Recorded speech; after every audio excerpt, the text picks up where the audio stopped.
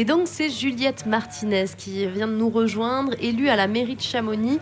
C'est elle qui porte le lourd dossier de la culture et de l'animation dans la vallée. Bonjour Juliette. Bonjour, bonjour à toutes, bonjour à tous. Alors vous n'arrivez qu'à 18h30, enfin 18h40 parce que voilà, Globule Radio, on est toujours un peu en retard. C'est ça la radio associative, puisque vous sortez tout juste du comité événement hebdomadaire que vous présidez. Comment ça se passe en ce moment-là ? Il y a des événements à valider par la mairie. Est-ce vous arrivez à les valider ? Comment vous faites en fait ? Comment vous gérez le dossier ?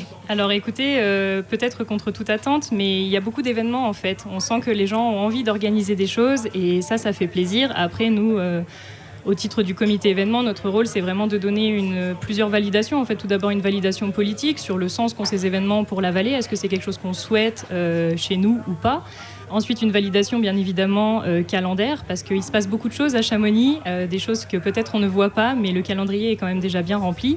Et enfin, une validation technique, puisqu'on se rend compte que déjà, de base, les événements demandent beaucoup d'organisation, du barriérage, des choses comme ça. Mais là, bien évidemment, avec la crise Covid que nous traversons, les organisateurs sont encore plus en demande de ces choses-là. Et donc, ça nous permet aussi de cadrer au niveau sanitaire, puisque ça reste le rôle de la collectivité. Mais bien entendu, on les reçoit, on traite les dossiers les uns après les autres. Je ne vous cache pas que ce n'est pas facile, mais on est vraiment aux côtés des organisateurs pour que les événements se tiennent tout au long de l'été et tout au long de l'année. Et est-ce que là, vous avez mis tout ça en pause ou justement avec les dernières annonces qu'il y a eu, notamment hier, avant-hier, est-ce que vous mettez les événements un peu en pause ou vous continuez à valider ? On ne sait jamais, coûte que coûte, on y va ? Alors, bien au contraire, on est plutôt dans une optique de validation mais d'accompagnement. D'accord. Donc, on essaye vraiment de baliser les choses, d'être aux côtés des organisateurs. Nous, notre but, ce n'est pas du tout de faire tomber les événements. Bien au contraire, on est conscient qu'on vit dans une vallée touristique. On a donc une clientèle touristique à satisfaire au niveau culturel, au niveau sportif. Mais on a aussi des locaux qui sont en demande de culture. Et justement, on le voit, tous les événements qui ont pu se tenir ont eu beaucoup de popularité. Il y a eu beaucoup de gens. Donc, on est vraiment dans cette optique de on maintient, mais on accompagne. Et si vraiment on doit faire tomber des événements, c'est vraiment avec regret parce que c'est pas du tout notre objectif. Et nous aussi, en tant que collectivité, on est tributaire des différents protocoles sanitaires qu'on se doit d'appliquer. Bon, c'est agréable à entendre que la vallée de Chamonix a quand même envie d'y aller coûte que coûte dans ce bel été 2021 qui avait bien commencé. Alors c'est vrai que hier, le Conseil des ministres, ils ont validé ce pass sanitaire. Demain, ça sera pass sanitaire obligatoire dans les musées, dans les cinémas de la vallée. Est-ce que vous êtes en lien avec les acteurs locaux ? Ici, ils sont comment justement les dirigeants de cinéma, des musées ici de la vallée ? Alors, je ne vous cache pas que c'est compliqué pour tout le monde. C'est compliqué pour nous élus, mais c'est aussi compliqué pour les services de la collectivité. C'est compliqué pour tous les socioprofessionnels qui travaillent à nos côtés, puisqu'on travaille mine de rien tous ensemble. On est tous dans le même bateau actuellement. Après, j'ai envie de dire que ça fait déjà 1 an qu'on a su s'adapter. Et qu'on va continuer à s'adapter du mieux qu'on le peut parce que nous on y croit en tout cas, on y croit, donc il faut faire les choses bien, il faut être précis. Des fois on est amené à prendre des décisions qui sont pas simples et on les prend parfois à contre-cœur, sachez-le, mais en tout cas c'est beau de voir que tout le monde reste entièrement mobilisé, que tout le monde est motivé aussi de cette reprise et qu'on va essayer de faire les choses bien pour terminer l'été et bien évidemment pouvoir enchaîner avec une saison d'hiver qu'on espère meilleure que la précédente. Ouais, on espère tous. Quand vous parlez de décisions difficiles, peut-être la fête de la musique, c'est vrai que ça a été compliqué d'annuler les concerts. Ça a été plus qu'annulé, c'est-à-dire que nous avons pris la décision de ne pas en faire, tout simplement. Après, je pense que dans des circonstances comme celle-ci, c'était pas réellement à la collectivité d'organiser des choses qui pouvaient derrière mettre tous ces artistes qui étaient dans l'attente en porte-à-faux. On est vraiment tous dans le même bateau, c'est vraiment ma vision des choses. On est tous les uns aux côtés des autres. Et puis, dès que ce sera possible, on le voit avec l'intervention de Charles Vetter juste avant. Quand on peut organiser des choses, c'est bien évidemment avec plaisir qu'on le fait. Je pense que la fête de la musique est intervenue à un moment où on était quelque part presque dans les prémices de ce déconfinement, d'une 4e vague. Et donc, on a les informations au compte-gouttes. Là, on est typiquement dans l'attente des différents décrets préfectoraux, ministériels. Donc, derrière, on va les évaluer et puis on va essayer de faire les choses correctement et dans l'ordre, en tout cas.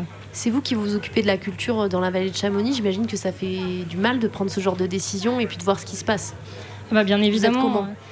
Alors écoutez, j'ai envie de dire que c'est une délégation qui est importante, la délégation à la culture, puisque c'est pas que la culture, c'est la culture, la vie associative, mais aussi l'animation. Donc il y a la collectivité, mais il y a aussi l'office du tourisme, il y a l'intercommunalité ensuite derrière, on est face aux artistes, on est face aux organisateurs d'événements, on a des équipes de toutes nos structures publiques, les musées, les médiathèques, on a la MJC aussi.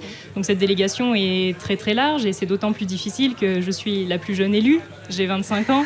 Donc à 25 ans, je pense qu'on a envie de faire plein de choses. On a envie que ça bouge. Je suis une passionnée de culture depuis toujours.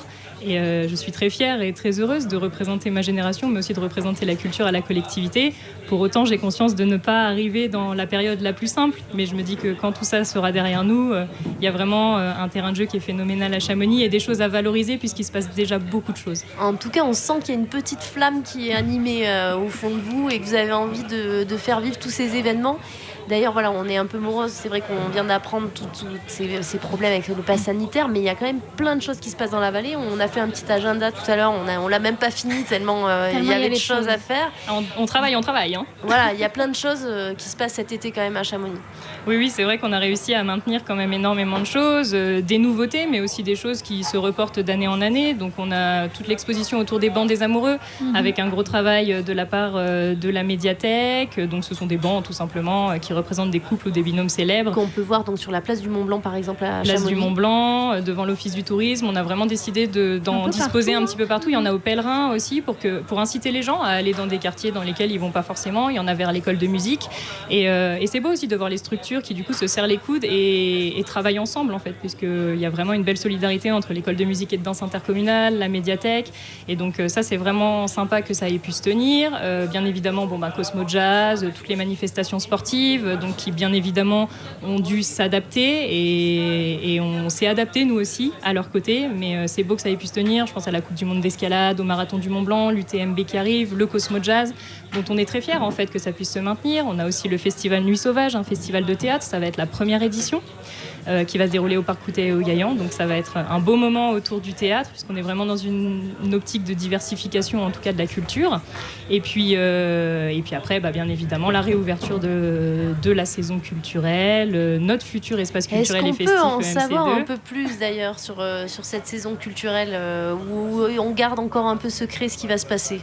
Alors écoutez, j'en ai parlé avec la directrice des affaires culturelles et j'ai exceptionnellement le droit de vous donner quelques infos. Génial. Encore des scoops sur Globule. Les scoops sur Globule Radio. Donc voilà, comme je le disais, c'est vraiment une refonte totale en fait de la culture à Chamonix, puisque jusqu'à présent, en termes de spectacles, on était vraiment sur des spectacles en itinérance un petit peu partout, dans des lieux qui parfois étaient pas très adaptés en fait à une logique de spectacle.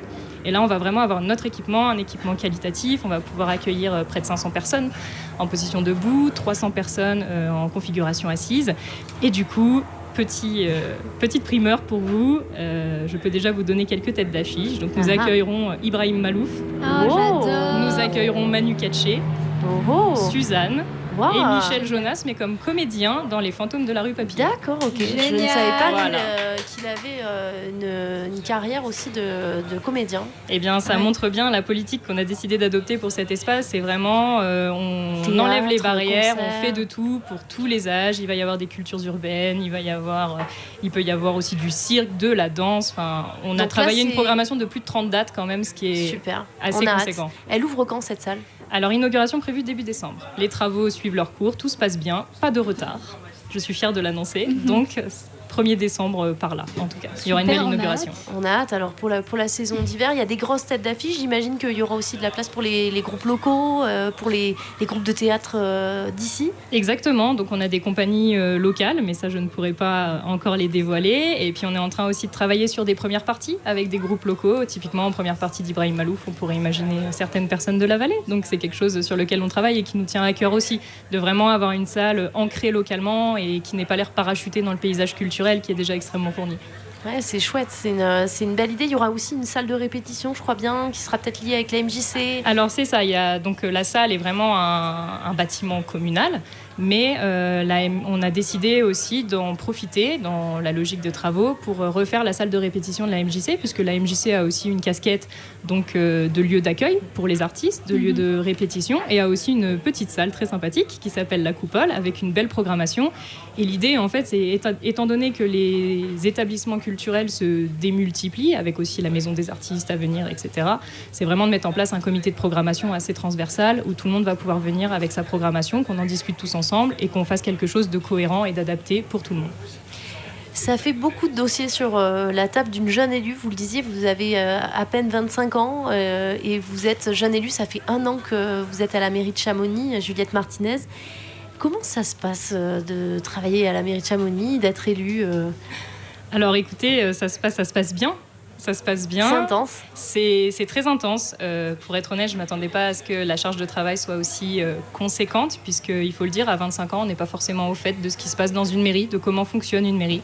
Et une mairie, c'est une démultiplication des instances de décision, des services. Il y a des fois où on a l'impression que les choses pourraient être faites en 5 minutes, mais en réalité, ce n'est pas possible. Ça ne se passe pas comme ça. Il y a de l'argent public, bien évidemment, qui est en jeu. On se doit de représenter une partie de la population qui nous a élus. Donc ça fait beaucoup de responsabilités, mais pour autant, moi, si j'ai décidé d'y aller, c'est parce que j'estime que ma génération est trop peu représentée dans les instances politiques. Et qu'au bout d'un moment, il faut aussi qu'on y aille, nous, parce qu'on a des choses à dire, parce qu'on n'est pas plus idiots que les autres. Et c'est pas parce qu'on a 25 ans qu'on peut pas faire de la politique et assumer ses décisions et prendre ses responsabilités. Une femme de 25 ans élue à la mairie de Chamonix et qui porte le gros dossier de la culture, c'est quand même chouette. Ouais. Moi, je trouve ça chouette. Après, je sais pas ce que les autres en pensent. J'ai plutôt des bons retours. C'est vrai que voilà, j'ai la chance aussi d'être bien entourée par mes colistiers. Il y en a, ça fait plusieurs mandats qui sont là et ils savent m'apaiser de temps en temps. Je pense qu'on s'apporte des choses mutuellement et c'est tout l'intérêt de travailler en équipe aussi. Et puis pour la culture, je pense que c'est sympa et d'avoir une jeune élue en tout cas. Et vous êtes une enfant de la vallée, c'est facile de se retrouver de l'autre côté de la barrière, du côté des élus Non, c'est pas toujours facile. C'est pas toujours facile parce que forcément, il y a des sujets sur lesquels on peut plus prendre position, puisqu'on est un peu des deux côtés. Et puis, on va dire que la barrière entre vie privée et vie publique n'est plus si évidente que ça. Donc après, c'est un choix que j'ai fait et je l'assume pleinement. Je pense que c'est quelque chose qui est important. Et puis honnêtement, si je peux apporter, ne serait-ce que, je dirais pas ma pierre à l'édifice, mais un petit gravier à l'édifice chamoniard, ce serait une réelle fierté, puisque j'ai envie de faire des choses pour ma ville et pour les habitants, puisque j'en suis une aussi d'habitante de Chamonix. Donc. Et vous étiez active avant d'avoir la casquette d'élu, puisque vous êtes aussi directrice de plusieurs établissements dans la vallée, la Libye, juste en face de la mairie, votre nouveau lieu de travail. Et puis vous êtes aussi la nouvelle propriétaire du TOF, la boîte de nuit de Chamonix Sud, là, qui est juste à côté de nous, que les Chamoniards regrettent certainement un peu. Qu'est-ce qui va se passer dans cette petite cave ? Alors, dans cette petite cave, il peut se passer plein de choses. Il peut se passer beaucoup de choses. Donc, l'idée, c'est presque un engagement aussi de faire ce métier-là aujourd'hui. C'est un métier qui est compliqué.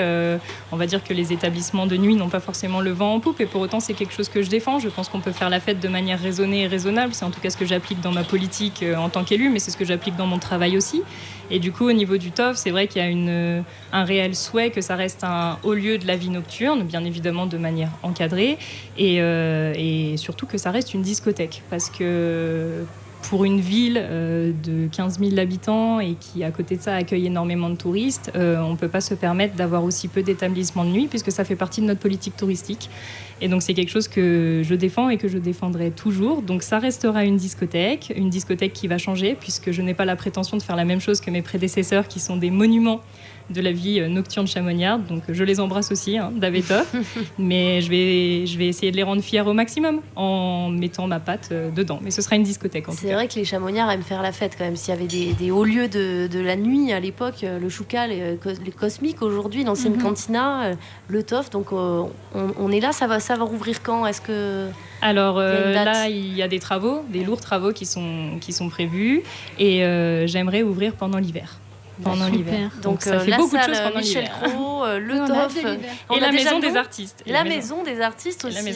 Ça, c'est validé. Alors cette info, on l'avait. Alors la maison des artistes depuis le dernier conseil municipal. Donc je suis officiellement présidente de la société d'économie mixte de la maison des artistes. Et si je suis présidente, c'est parce qu'il a été décidé que ce soit un projet culturel. Donc on souhaite vraiment faire un tiers-lieu multiculturel. On est en train de travailler dessus. Alors là, on est vraiment dans une dynamique de société, puisque c'est une société. Mais pour autant, ouverte à tous, ouverte sur des plages horaires plus importantes. Et puis, on est en train de travailler dessus et ouverture prévue cet hiver également. Donc, ça fait beaucoup de dossiers sur la table. Et ben voilà, s'il n'y a pas les remontées mécaniques, au moins, il y aura les boîtes de nuit et la maison des artistes. On aura de la culture, en tout cas, on le souhaite. Voilà, c'est bien. Merci Juliette Martinez d'être venue au micro Merci, de Globule Juliette. Radio 90.5 en direct du Sauce Bar aujourd'hui.